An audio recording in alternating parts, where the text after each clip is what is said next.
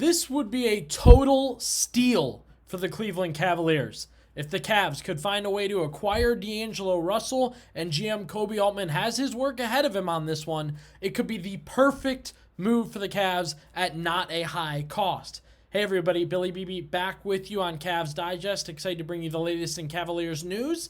Excited to be joined by all of you who are doing a great job subscribing, great job commenting. Cavs just wrapped up the draft, 2 new players. Matt did a great video on that, so you can go back and watch that. And if you missed it, that's why you want to subscribe, because it would have came to you right away when you logged on to YouTube today. So mock trades, coaches hiring, coaches firings, potential free agent signings, potential moves for the Cavaliers, all of it being brought to you daily here on Cavs Digest. We just celebrated our 1-year anniversary just the other day.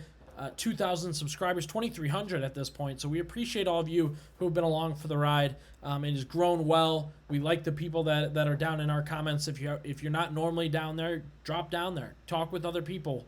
I feel like there's a great group of our subscribers paying attention and leaving their thoughts. And we comment and we like and we read the comments. I always pay attention to what you guys are saying. It goes into my next video and what you guys like and don't like. So be sure to do that. It's really, really important. So, jumping right into the video, let's get right into it. Koby Altman has already been very, very aggressive this offseason. First sign was obviously going after Kevin Durant, trying to get Kevin Durant. Unconfirmed, the Cavs didn't offer Darius Garland. The Suns asked for Darius Garland. So, while Altman's been aggressive, not overly aggressive, I don't know that he ever fully was willing to give up Darius Garland. I don't think Kevin Durant was ever fully willing to join the Cleveland Cavaliers. But we know Koby Altman is willing to get aggressive this offseason. He knows he has to. The Cavs have changes to make, things to do, and I think Koby Altman has a move in front of him that could be a game changer for the Cavaliers. And yes, you guessed it, I mentioned it, it is D'Angelo Russell, the former Ohio State Buckeye, former Brooklyn Net, former Minnesota Timberwolf, former Brooklyn Net again, and former Los Angeles Laker. Currently a free agent, as he was traded back to the Nets last year as a part of a trade for Dorian Finney-Smith.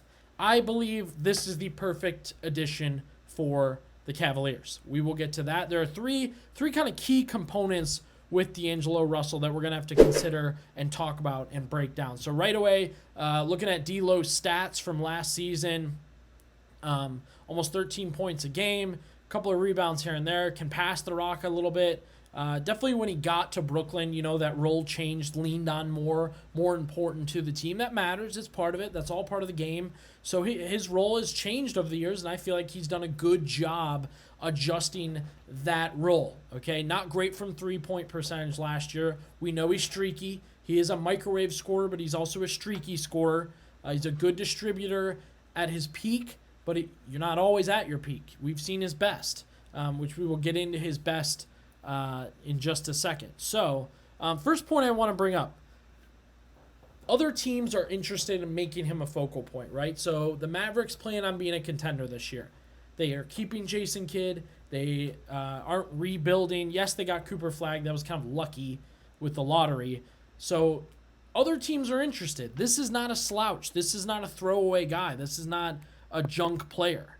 D'Angelo Russell's a real NBA point guard, a experienced but not over-the-hill NBA point guard. He is desirable. So if you're one of the people, and I guess feel free to leave your thought there, but if you're already like, dude, I don't want D'Angelo Russell, I'm not going to hear all this, hang with me here, because other teams are giving validation to this. They are interested in bringing D'Angelo Russell into the fold for themselves, right? He's been an all-star. He's been on different teams. He's changed his role. So he enters free agency with the ability to kind of pick his poison, okay? And that is a really, really big deal, of course. And with that, I note, and this will be part of it, he has to not be a starter, right? He has to accept the role of now being a backup. I like this tweet from Evan Sittery. Russell will generate interest from teams in the taxpayer mid-level exception range. We'll get to all that in just a second. Could become a key bench player for a contender entering the next stage of his career. Almost 13 points and 5 assists. That's perfect. Perfect off the bench. Because if Darius Garland, who's not going to start the season on time, you go with Russell, when Garland returns, then he's just a microwave scorer and a runner of the offense off the bench. And you keep in mind that it's very well possible that if Darius Garland gets hurt again, you're not screwed, because you got to the point where you literally couldn't bring the ball up the floor with without D'Angelo Russell style player. Ty Jerome couldn't do it. DeAndre Hunter couldn't do it. Donovan Mitchell was too tired at a certain point to do it. This is the perfect ball handler off the bench, or, again, if Darius Garland's hurt late, and we know he's going to be hurt early, a perfect ball handler, passer, and scorer to run and be a part of a Kenny Atkinson offense. Slight piece, we won't spend too much time on it because it's different time, different player, different team, but he and Kenny Atkinson, that was his coach. That was the coach that made him an all-star, right? This is the coach that could make him a good player or a great fit once again.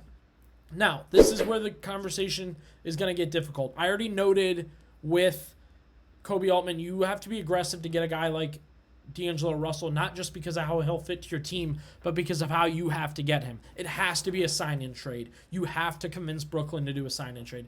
You don't have the money to straight up sign him. I don't think he's going to sign for that mid-level. I think it'll be more like 15 or 16. And if you're a Cavs fan, a trade like this, you have to get comfortable with. Most people are done with Okoro. I think a lot of people are done with Dean Wade. It has to be a Craig Porter Jr.